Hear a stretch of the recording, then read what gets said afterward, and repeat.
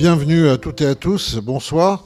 D'abord, nous voulons, en tant qu'édition du CERF, remercier nos amis de la Procure pour leur accueil ce soir. Thomas Job-Duval, le nouveau directeur, un peu moins nouveau déjà, ça fait quelque temps, et à qui on souhaite un franc succès, escorté évidemment de Anne von Rosenschild et de Mathilde Mailleux, qui nous accueillent ce soir. Merci vraiment profondément à vous. On sait combien cette librairie au cœur de Paris compte pour la vie spirituelle, mais aussi la vie intellectuelle, les deux en même temps. Et donc, moi, je suis dans un exercice un peu délicat, c'est que je suis l'éditeur de ce livre de Bénédicte Luto. Bonsoir Bénédicte. Bonsoir Jean-François. Femme de pape, au titre très provocateur, n'est-ce pas? On peut jouer sur l'ambiguïté. Peut-être des gens sont précipités pour l'acheter en pensant trouver des secrets qui n'y sont pas, et peut-être en ayant trouvé des trésors qu'ils ne soupçonnaient pas. Mais ce qui est sûr, c'est un exercice un peu particulier, certes, mais je dois raconter tout de suite, et après je vais évidemment passer la parole à Bénédicte, que c'est notre ami commun Jean-Pierre Denis, qui est un auteur aussi qui compte, n'est-ce pas, dans cet espace véritablement de la foi chrétienne, et que nous sommes aussi heureux de publier, alors qu'il était encore patron de la vie, aujourd'hui là, de haute responsabilité à Bayard, qui m'a dit, mais il faut à tout prix que tu rencontres une jeune journaliste pleine de talent, Bénédicte Luto, qui d'ailleurs nous revient de Rome, où elle était à Immédiat, l'agence, n'est-ce pas, spécialisée dans le Saint-Siège, le Vatican. Alors la première question, c'est est-ce que c'est triste de revenir de Rome pour habiter Paris? Alors, on va aller au livre ensuite. Oui. Alors moi, beaucoup de personnes qui sont là ce soir le savent. Hein. Je suis une amoureuse inconditionnelle de Rome. Donc bien sûr, c'est triste de quitter la ville éternelle pour Paris. Et en même temps, j'ai eu l'occasion justement d'y retourner très régulièrement pour ce livre. Donc j'ai été vite consolée. Et donc moi, j'ai été très heureux de voir ce projet, Femme de pape, parce que il faut peut-être le rappeler, je ne sais pas si vous étiez encore à Rome à cette époque-là, mais le livre débute là-dessus. En fait, le livre, il débute sur Anne Soupa, qui est aussi une de nos auteurs, qui est candidate à la succession du cardinal Barbarin sur le siège archiépiscopal de Lyon. Mais vous commencez tout de suite en vous parlant d'une grève de sœurs, de nonnes au Vatican. C'est là, je ne me trompe pas. Qu'est-ce que c'est que cette histoire? 2018, je crois. Oui. Donc on est en février 2018 et il y a cette enquête, ce scandale des nonnes exploitées, voilà, comme de vulgaires domestiques. Hein, on appelle ça la révolte des nonnes du Vatican. Ça fait le tour du monde, le tour des unes du monde entier. Ça fait même la une du New York Times. Et en fait, il s'agit d'une enquête qui est parue dans le supplément féminin, parce qu'il faut le savoir, il y a un supplément féminin du quotidien officiel du Saint-Siège. Et donc cette enquête parle de la situation de religieuses qui sont, bien que diplômées d'un doctorat en théologie pour certaines, qui sont employées comme de vulgaires domestiques, sous-payées, voire pas payées du tout, à faire des heures et des heures de ménage ou de cuisine, et qui ont fini par parler, beaucoup sous l'anonymat, pour dénoncer cette situation. Et il faut savoir donc que derrière cette enquête qui a fait le tour du monde, il y a une femme qui se trouve au dernier chapitre de ce livre, Lucetta Scarafia, qui est une figure très importante au Vatican, une ancienne féministe et 68arde convertie sur le tard au catholicisme et qui en fait est une rebelle depuis toujours, et donc qui va, bien qu'elle dirige cette revue qui est une revue du Vatican, va se rebeller en publiant cette enquête, et puis une autre ensuite qui parlera de faits un petit peu plus graves encore. Vous aviez perçu vous-même cette condition féminine désastreuse en enquêtant, en étant journaliste, et d'ailleurs le fait que vous soyez une fille, une femme, est-ce que ça desservait finalement votre métier lorsque vous étiez là-bas en tant que correspondante? Alors j'irai pas jusque-là. Mais il est vrai qu'il y a eu plusieurs moments où j'ai pu quand même sentir le fait d'être une femme, bon, aussi en Italie, qui est un pays un petit peu plus archaïque sur ces questions, mais et au Vatican, ça pouvait parfois étonner, poser problème. Il y a notamment cette anecdote que je raconte dans le livre, où je discutais avec un prêtre et avec le directeur de l'agence Immédia, Antoine-Marie Izoard. Donc je m'apprêtais à couvrir le voyage du pape en Amérique latine, et donc mon directeur essayait il parlait de moi qui allait couvrir ce voyage, aller dans l'avion, et en fait ce prêtre était vraiment incapable de me répondre et de me regarder dans les yeux, et c'était vraiment une situation assez improbable, si bien que Antoine-Marie Izoard a fini par lui dire mais plutôt que de me répondre à chaque fois à moi, n'hésite pas à lui répondre directement dans les yeux. Donc voilà, c'est des petites choses comme ça qui ont l'air de rien, mais qui en disent long quand même sur une certaine misogynie, ou en tout cas une peur ou un malaise vis-à-vis de la gente féminine. En tout cas, moi, ce que j'ai vite senti en vous rencontrant les premières fois, c'est qu'il faut quand même beaucoup plus que ça pour vous démonter ou vous intimider, non? Oui. J'ai senti ça très fort. Donc, mais bon, vous n'êtes pas découragé et vous êtes parti enquête, un livre d'enquête. Je crois que surtout c'est un livre, c'est moi qui dois le dire, qui est merveilleusement tressé quand même entre justement cette expérience romaine assez personnelle, et puis finalement les grands faits de l'histoire, et puis cette partie moins connue de l'histoire récente du Saint-Siège, qui sont ces femmes qui sont autour des papes, auprès des papes, et qui ont exercé tout de même chacune une influence. D'ailleurs, vous n'avez pas retenu tous les papes, c'est pas un exercice artificiel. Il y a des papes près desquels il y a peu de femmes connues ou peu de femmes influentes. On peut déjà éliminer Jean XXIII, Paul VI, à Benoît XVI. Bon, Jean-Paul Ier, on n'aura pas eu le temps de savoir malheureusement. En fait, on se retrouve surtout avec Pie XI, Pie XII, Jean-Paul II beaucoup, on va y revenir, et puis évidemment François. Alors, on va commencer par la première, hein. Je veux dire, sans totalement déflorer le livre, mais qui est cette Hermine Speyer qui est au prix de Pie XI, le pape de l'antitotalitarisme? Alors, Hermine Speyer, elle est très peu connue. En fait, c'est l'une des toutes premières femmes à accéder au Vatican, à être embauchée en fait par le Vatican à un poste qualifié. Parce qu'avant elle, donc on est dans les début des années 30, avant elle, il y avait quand même eu des femmes qui avaient été embauchées au Vatican, mais pour la décoration florale, pour les cuisines, enfin voilà, des tâches, on va dire, assez en bas de l'échelle. Et elle va être embauchée pour remettre en ordre les archives photographiques des musées du Vatican. Elle est archéologue, elle travaille à l'Institut archéologique de Rome, c'est la meilleure employée du directeur de l'Institut, elle est très qualifiée, elle mène une carrière fulgurante, si bien qu'elle est même connue dans d'autres instituts archéologiques d'Europe, et on essaye même de la débaucher. Mais seulement voilà, il se trouve que cette femme est juive, et elle va être visée par les lois fascistes de l'époque. Il se trouve aussi qu'elle est allemande. C'est pour ça qu'elle travaille à l'Institut archéologique allemand de Rome. Et donc, elle est visée par ces lois qui interdisent à tout citoyen allemand juif d'exercer un métier, en fait, tout simplement, dans les instituts allemands d'Italie. Donc le directeur de l'Institut n'a d'autre choix que de la licencier, sinon lui-même pourrait aller en prison. Mais heureusement, il se trouve que cet homme connaît très bien Bartolomeo Nogara, qui est à l'époque le directeur des musées du Vatican. Et donc il va aller lui parler de son employé, puisque c'est vraiment un crève-cœur pour lui de s'en détacher. Puis il sait aussi qu'elle serait peut-être en danger. Et donc il va convaincre Bartolomeo Nogara d'employer Hermine Speyer, et c'est comme ça que cette femme va devenir la première femme, ou l'une des premières femmes, je crois la première femme, à accéder à un poste qualifié du Vatican, ce qui est évidemment incroyable pour l'époque. On est au tout début des années 30, c'est incroyable aussi parce qu'elle est juive, et encore aujourd'hui au Vatican, on sait qu'il faut quand même avoir un certificat de baptême pour être employé. Il y a des personnes qui sont présentes ce soir qui le savent très bien. Donc c'est assez incroyable, et puis c'est aussi incroyable le fait qu'elle soit étrangère, puisque à l'époque on n'emploie que des Italiens. Voilà, donc après, donc l'enquête le montre, je ne vais pas tout dévoiler, mais c'est aussi une manière. Enfin, on sait que le pape Pie XI, puis plus tard Pie XII, va la reconduire dans son poste.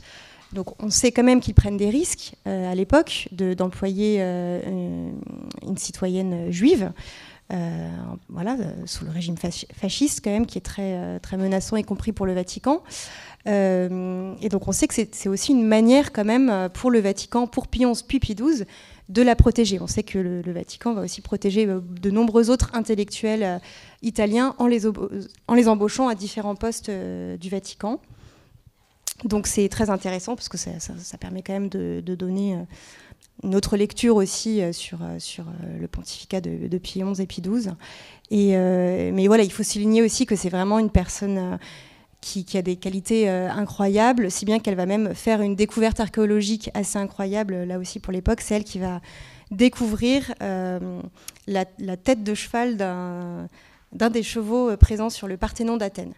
Donc voilà, elle aura quand même laissé aussi sa pierre dans l'histoire du Vatican. Sans trop, effectivement, tout dire, mais c'est une femme aussi qui va avoir une existence un peu douloureuse, en dehors même de sa condition juive, d'exilée, cachée, un peu clandestine malgré tout. Elle est marquée par des malheurs.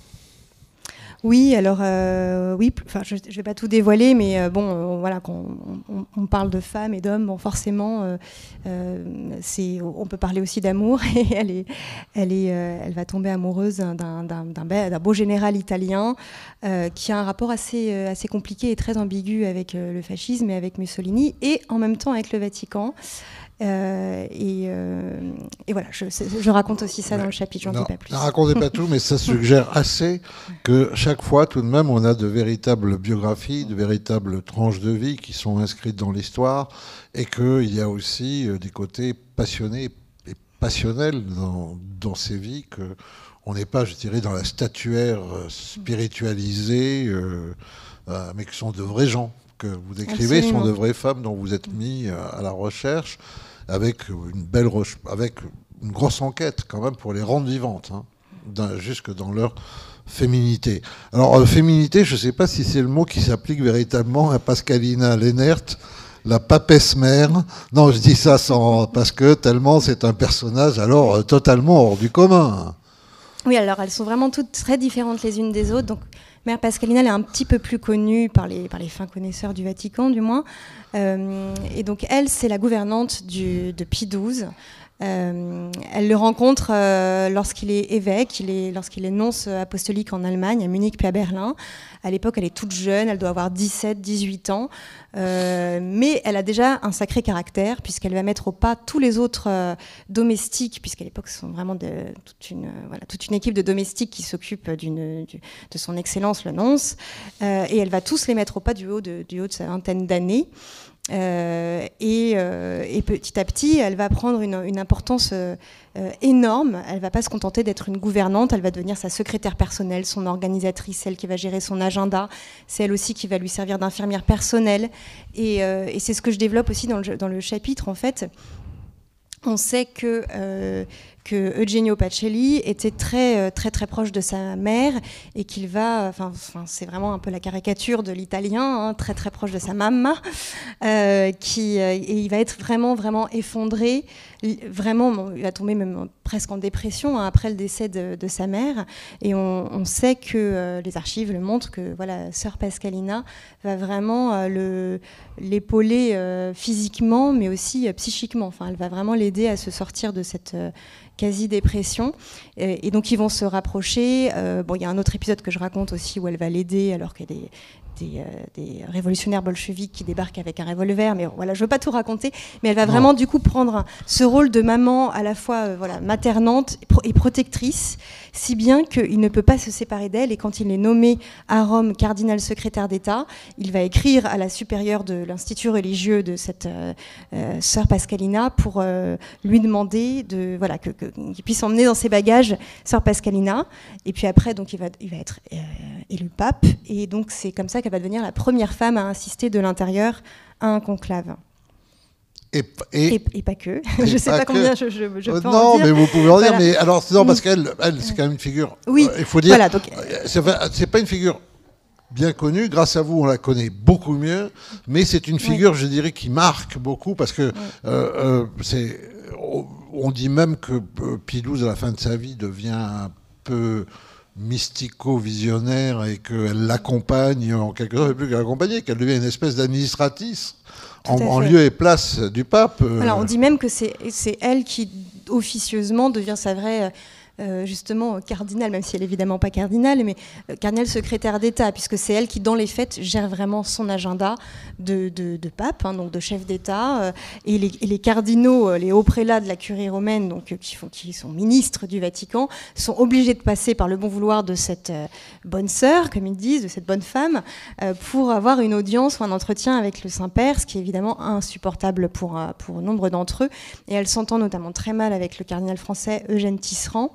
Si bien un homme très important à cette époque-là au Vatican. Absolument.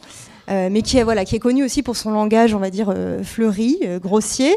Très français. Et qu'elle ne supporte pas, puisqu'elle, on lui a appris les bonnes manières. Et il y a cette scène absolument incroyable où le cardinal Tisserand débarque dans le bureau de Pie XII et Mère Pascalina est présente. Et elle ne va pas supporter ces mots grossiers et elle va gifler le cardinal Tisserand. Qui va s'exclamer, voilà ce qui arrive quand on fait entrer une femme au Vatican. Voilà. Et alors, juste pour finir sur elle, parce que la photo est connue de sœur Pascalina avec ces deux cages à Canaries sur la place Saint-Pierre, parce que évidemment les cardinaux ils l'ont mauvaise, et le jour où Pie XII rejoint le Père éternel, il la fout dehors, carrément, non? Oui, alors voilà, on sait qu'elle a quand même été à ses côtés donc, pendant des décennies. On sait aussi qu'elle était là au chevet, sur son lit de défunt. Et on sait combien elle a compté pour lui. Et du jour au lendemain, le pape n'est plus de ce monde, elle n'existe plus. Et donc, il n'y a vraiment aucune pitié pour elle, effectivement. Elle demande... Il y a cette scène où elle va voir effectivement le cardinal Tisserand en demandant à pouvoir emporter quelques effets personnels du Saint-Père, quelques souvenirs, et on lui dit non. En revanche, vous pouvez embarquer les oiseaux, parce que Pie XII était féru d'oiseaux. Il avait un certain nombre d'oiseaux qui avaient des noms allemands d'ailleurs, dont elle s'occupait très, très bien. Et donc elle repart avec ses pauvres cages et ses oiseaux toute seule dans son taxi. Vous pensez que si ça avait été un homme aussi influent auprès du pape, probablement...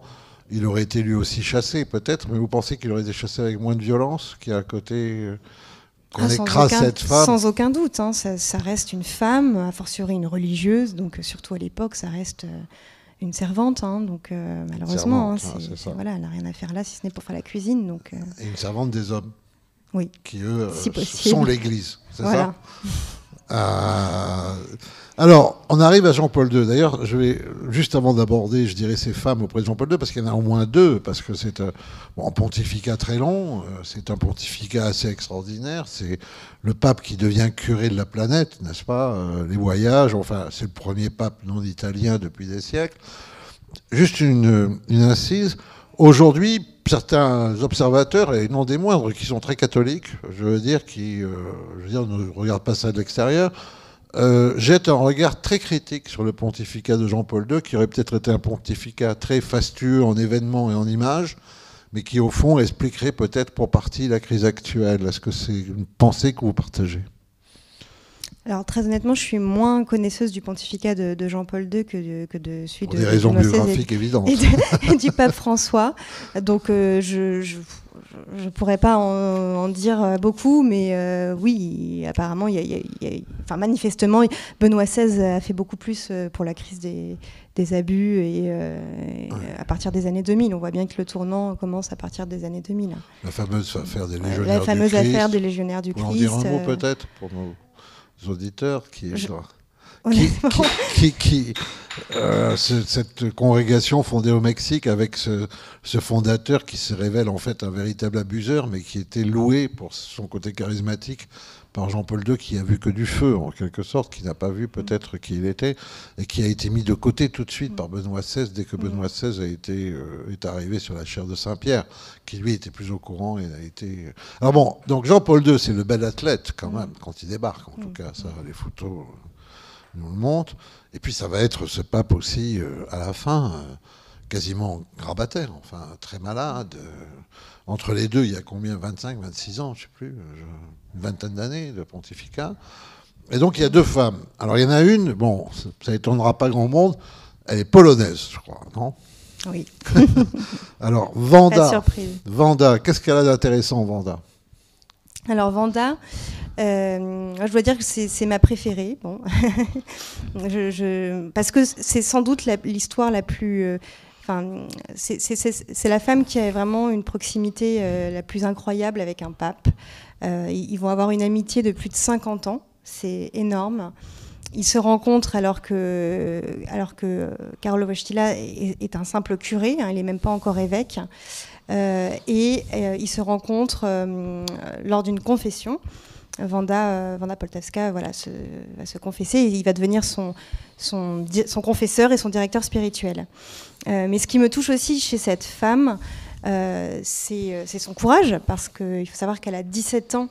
Elle a seulement 17 ans quand elle est jeune guide scout polonaise, mais surtout, en fait, elle est résistante à l'envahisseur nazi. C'est une nationaliste qui aimait profondément son pays et qui, du haut de ses 17 ans, passe nuit et jour à faire ce qu'on appelle le courrier, donc à transmettre des courriers très importants à différents réseaux de résistance polonaise. Et donc... il y a cette concomitance des dates, d'ailleurs, que j'ai découvert lors de mon enquête. Je crois que c'est un 17 février 1941 qu'elle est arrêtée par l'équivalent de la Gestapo et elle va passer ensuite 4 ans dans un camp de concentration, rester tristement célèbre donc c'est le camp de concentration de Ravensbrück. Donc rester tristement célèbre pour les expériences chirurgicales que faisaient des médecins nazis. Donc elle va servir de cobaye, elle va être opérée plusieurs fois à la jambe, elle en gardera des séquelles toute sa vie. Mais en même temps, c'est ce jour-là et ces années qui suivent dans ce camp de concentration qui vont déterminer sa vocation de psychiatre. C'est comme ça qu'elle va se poser des questions toute sa vie sur qu'est-ce que l'homme, qu'est-ce que le couple, qu'est-ce que la sexualité, qu'est-ce que la famille, qu'est-ce que la vie. Parce que voilà, elle va assister à des choses absolument effroyables que je raconte dans le livre, qu'on peut deviner. Donc moi, ça m'a frappé le lendemain, le 18 février 1941. C'est le jour où Karol Wojtyła perd son père et se retrouve orphelin.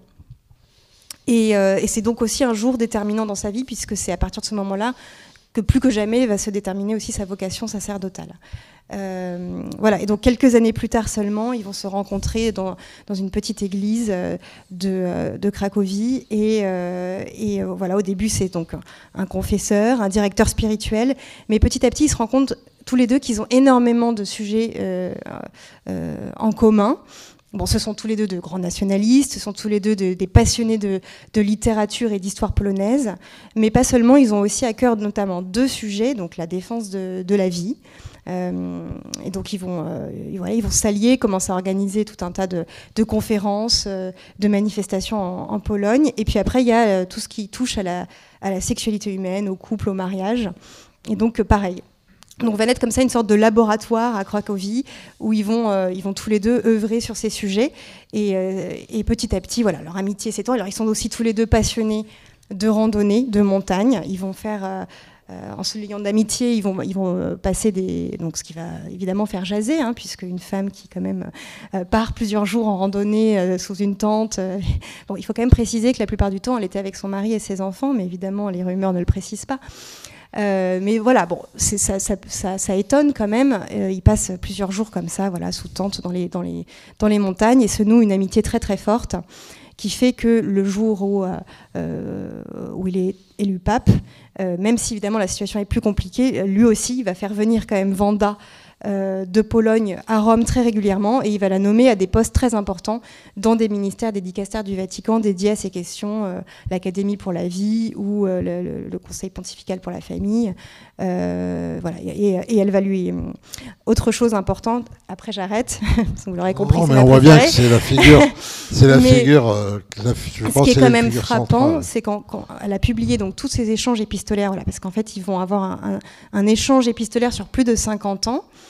qui sera publié, et on voit des choses incroyables sur cette relation qu'ils ont tous les deux. Et on voit à un moment donné qu'elle parle quand même de théologie du corps, qu'elle emploie cette expression. Voilà, on est dans les années 70, oui. Donc c'est manifeste que c'est elle qui a cette idée de théologie du corps. Et aujourd'hui, la théologie du corps, selon Jean-Paul II, c'est quand même quelque chose qui est très connu, c'est catéchèse. Ouais. Donc on voit l'influence considérable qu'elle a eue là-dessus. Pareil, dans les échanges épistolaires, on voit très bien que le livre qu'il a écrit, alors qu'il n'était pas, il était cardinal, je crois, mais voilà, il n'était pas encore pape, Amour et vérité, c'est un livre qui a été écrit à 4 mains, même s'il n'est signé que Karol Wojtyla. Donc elle a vraiment une influence considérable. Sur un pape qui rompt, d'ailleurs, qui revient plutôt à l'enseignement des pères de l'Église, mais qui rompt avec un certain puritanisme catholique sur la conception du couple, de l'amour, de la procréation. Enfin, un pape, de ce point de vue-là, effectivement, assez révolutionnaire, mais on voit qu'il y a une femme aussi. Oui. Et puis qui se comporte de manière complètement nouvelle pour un pape, au-delà de toutes ses catéchèses, de sa théologie. Il a un comportement nouveau avec les femmes. Hein. C'est pour ça qu'il y a d'ailleurs, c'est pas anodin qu'il y ait 2 femmes ayant une relation intellectuelle, spirituelle avec Jean-Paul II dans ce livre. C'est que c'était vraiment un homme qui aimait les femmes, qui avait beaucoup d'amitié féminine, de collaboration avec des femmes, et qui n'hésitait pas à les prendre dans ses bras, qui avait un rapport tout à fait décomplexé avec les femmes. Absolument. Et on peut dire, sans confusion, affectueux aussi. Oui. C'est une affection qui lie Vanda et Wojtyla, n'est-ce pas ? Oui. Une véritable affection du cœur. Alors, Mère Thekla, c'est un peu autre chose, parce que là, c'est pas Pascalina, mais c'est aussi quand même une forte femme, non ? Oui. Là, on est moins dans la pensée du corps, de la révolution. Là, on est dans l'action, quasiment. C'est quasiment une maîtresse espionne, je dirais. Enfin, vous allez me corriger. Oui, alors j'ai même l'audace de l'appeler l'agent 007 de sa sainteté. Donc c'est aussi une religieuse, comme quoi les religieuses sont finalement des femmes assez puissantes. C'est une mère supérieure de congrégation, la congrégation des Brigittines. Et donc là, on est dans les années 90, et à l'époque, elle est considérée comme la femme la plus puissante de Rome, à tel point qu'elle est espionnée par différents services secrets, notamment les services secrets américains, qui la rencontrent régulièrement pour avoir des informations, parce qu'on sait qu'elle est très proche de toute l'intelligentsia romaine, italienne et vaticane. Et je raconte donc tout ça à travers sa puissante congrégation qui a des ramifications un petit peu partout dans le monde, qui lui permet d'avoir des mines d'informations, et donc d'être approchée par des diplomates, des hommes politiques, des personnes puissantes aussi dans le monde financier. Enfin, elle a un réseau assez incroyable. Et c'est ce que je développe dans le chapitre. Elle est aussi très proche d'un certain Fidel Castro. Voilà. Qu'elle arrive à approcher, notamment, entre autres, par un homme un petit peu sulfureux, un magnat des casinos au Mexique. Donc on voit à quel point elle sait vraiment se faire des relations un petit peu partout, et c'est vraiment c'est presque une femme d'affaires. Voilà. Elle sait très bien gérer sa congrégation qui génère beaucoup d'argent, puisqu'il y a des couvents un petit peu partout dans le monde qui sont aussi des hôtels. Donc c'est aussi comme ça qu'elle assoit vraiment une prospérité pour sa congrégation, et prospérité financière, et donc aussi diplomatique. Et donc elle se retrouve comme ça très très proche de Fidel Castro et aussi de Jean-Paul II. Et donc Jean-Paul II va en faire un petit peu son agent officieux. Donc elle va devenir un agent diplomatique officieux, et qui va permettre petit à petit le rapprochement des relations diplomatiques entre Cuba et le Saint-Siège au début des années 90. Thekla, c'est Sainte Thècle, qui est très vénérée dans certaines régions françaises, encore dans les Alpes, etc. Mais alors, je dirais, votre mère Thekla, je dirais, c'est un peu la contre-preuve du livre, parce qu'on se dit que lorsque les femmes gagnent en influence au Vatican, elles en gagnent tellement, elles sont tellement douées que peut-être il ne faut pas qu'il y en ait beaucoup qui en gagnent de cette influence, non ? Puisque businesswoman, agent secret, diplomate, bis, vous dites une femme puissante, archi puissante, non ? Oui, mais en quoi ce serait un problème ? Non, mais très bien. Mais en vrai, bon, il faut de tout. En fait, c'est ça qui est intéressant dans le livre, je pense, c'est qu'elles ont toutes des talents particuliers, à la fois en tant que femmes et à la fois en tant que personnes. Il y en a qui ont des talents plus sur le plan de la théologie, d'autres sur le plan plus pratique, sur le terrain, sur le plan des finances, sur le plan... Ouais. Et alors, il y en a une, donc, ex-révolutionnaire, gauchiste. Oui. Marxiste même. Marxiste, Lucetta, Scarafia. Alors c'est pas, évidemment, on n'est pas tellement surpris qu'elle trouve en François son pape, qui lui est quand même argentin. L'Amérique latine, c'est la Révolution, n'est-ce pas? Mais elle va lui jouer des tours un tout petit peu, non? Un petit peu, oui. Hein? Ou est-ce que c'est lui qui lui joue des tours? Bon, alors expliquez-nous. Donc Lucetta Scarafia, c'est donc la femme la plus récente, hein, elle est toujours de ce monde.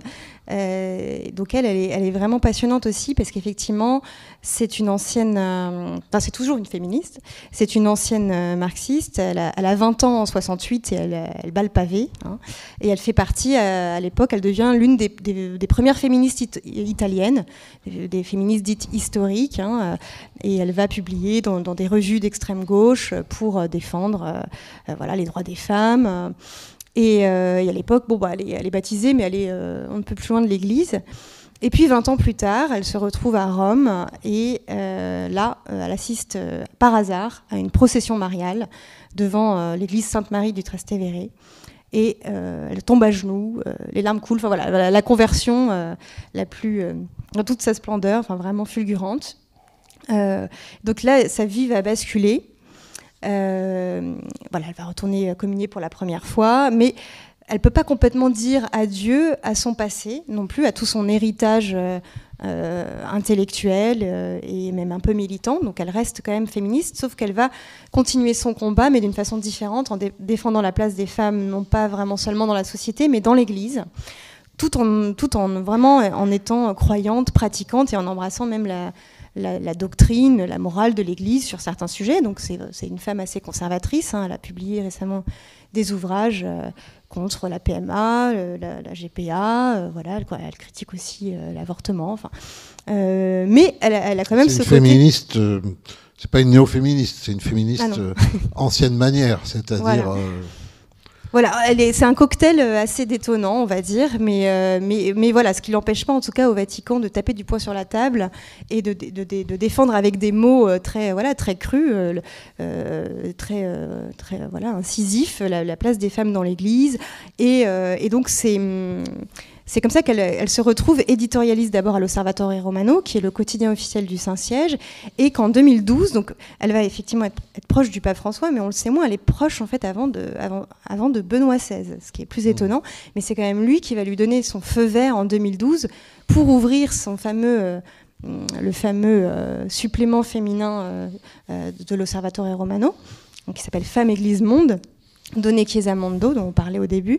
Et donc au début, elle va commencer par parler de la place des femmes dans l'Église de façon un petit peu soft, on va dire, en parlant des grandes saintes, Catherine de Sienne, Hildegarde de Bingen, Thérèse de Lisieux, ou en parlant...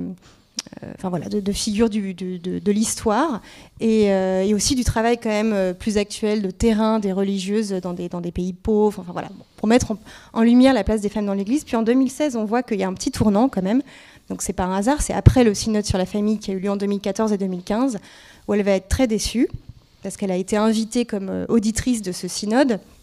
Et elle considère que les femmes n'ont pas été entendues, qu'on parle de la famille, mais que pourtant on n'entend pas les mères de famille, qu'on n'entend pas les mères célibataires, qu'on ne parle pas de la situation du divorce, qui est pourtant une situation quand même très importante. Et donc elle est très, très, très déçue. Et c'est pour ça que je pense que son combat devient un peu plus militant. Et en 2016, elle commence à parler de sujets un petit peu plus touchy, on va dire, dans ce journal qui, on le répète, est quand même un journal officiel du Vatican. Donc elle va commencer à parler de la question des femmes diacres, de la possibilité pour des femmes de pouvoir faire des prédications, des sujets un petit peu plus compliqués, mais elle est assez astucieuse parce qu'elle fait intervenir des hommes pour en parler. Par exemple, le frère Enzo Bianchi ou le cardinal du Rocher, cardinal canadien. Et puis, jusqu'à quand même, effectivement, en 2018, elle est un cran au-dessus en publiant quand même 2 enquêtes. Donc l'enquête dont on parlait au début sur l'exploitation professionnelle des bonnes sœurs servantes, bonnes sœurs servantes, et puis après l'exploitation sexuelle, des abus spirituels et des abus malheureusement sexuels aussi commis sur des religieuses par des clercs. Donc un sujet qui est quand même de toute façon dans l'air du temps, si j'ose dire, en tout cas dans d'autres médias à ce moment-là. Mais bon, voilà, c'est sûr que c'était quand même une sorte alors de coup de poignard dans le dos, puisqu'elle publie ça dans un journal officiel du Vatican, alors qu'on lui a expressément demandé de ne pas le faire. Et donc, en quelques mois plus tard, elle démissionne. Mais clairement, elle l'explique, en fait, c'est aussi parce que, c'est pas une vraie démission, quoi. Elle est poussée vers la sortie parce qu'elle est complètement censurée. On évince le directeur de l'Osservatore Romano, dont elle était très proche. On demande à relire le magazine en secrétairerie d'État, donc voilà. Et François n'y peut rien, le pape. Et François n'y peut rien. Alors, je sais que Lucetta Scarafia est très déçu, évidemment très en colère contre le pape François. Je pense que ce pape déçoit beaucoup d'anciens partisans aussi, pour un certain nombre de raisons. Moi, c'est une question difficile, parce que je ne sais pas tellement ce qu'il a dans la tête, ce pape, mais je pense en tout cas qu'il a c'est développé dans le livre, je pense qu'il a un réel amour des femmes, lui aussi. Il a eu lui-même beaucoup d'amitiés féminines. Je pense qu'il est quand même en train d'entamer une petite révolution en ce qui concerne la place des femmes dans l'Église. Puisque la plupart des catéchistes sont des femmes, quand on élève le catéchiste au rang de ministère, on donne peut-être un petit coup de pouce, peut-être pas suffisant, mais enfin, on précise quand même aussi un tout petit peu l'importance des femmes. Il y a un certain nombre de réformes. Bon, on le voit, il a nommé tout un tas de femmes à des postes inédits au Vatican, à des postes très haut placés au niveau des dicastères, des ministères du Vatican. Il y a des réformes aussi sur le point de vue théologique, point de vue liturgique, la possibilité pour des femmes officiellement d'avoir ces ministères institués de lecteurs et d'acolytes, le fait d'élever la mémoire obligatoire de Sainte Marie-Madeleine au rang de fête, ça a l'air de rien comme ça, mais c'est une manière de changer aussi la théologie féminine, c'est une manière de montrer que les femmes étaient très importantes dans les évangiles, que c'était les premières évangélisatrices. Donc il mène quand même tout un tas de réformes sur différents plans, donc je pense qu'il a une sincère volonté de changer les choses, mais que il reste limité, qu'il n'est pas seul à gouverner, qu'il a une bonne partie de la curie plutôt contre lui, et sans doute que lui-même est aussi un petit peu limité dans sa pensée. Enfin, je dis ça, il faut bien qu'on me comprenne qu'il est pas révolutionnaire, quoi. Il reste pape. C'est le pape de l'Église catholique. Et puis c'est un homme de sa génération aussi, et d'un milieu d'Amérique latine qui a ses accents révolutionnaires, mais qui, du point de vue des mœurs, est aussi souvent assez conservateur. Vous savez, en Amérique latine, les mouvements révolutionnaires inscrivent toujours l'interdiction de l'avortement dans leur programme parce qu'ils ne peuvent pas faire sans l'Église, n'est-ce pas ? C'est un classique des paradoxes latino-américains. Mais le pape Jean XXIII disait, quand on lui disait il y a combien de gens qui travaillent au Vatican, il disait bof, la moitié. Il y a combien de femmes aujourd'hui dans des postes importants au Vatican ? Alors, il y avait en 2014, il y avait environ 20%, si je ne me trompe pas de mémoire, des femmes qui travaillaient au Vatican. Mais dans quel rôle ? Voilà. Des rôles toute la question est là, c'est que il y a encore beaucoup de rôles. Alors sans être non plus des servantes, des cuisinières ou des femmes de ménage, il y a beaucoup de personnel dans l'administration, dans le secrétariat, mais on le voit, c'est quand même en train de changer. Il y a quand même aujourd'hui une femme qui dirige les musées du Vatican.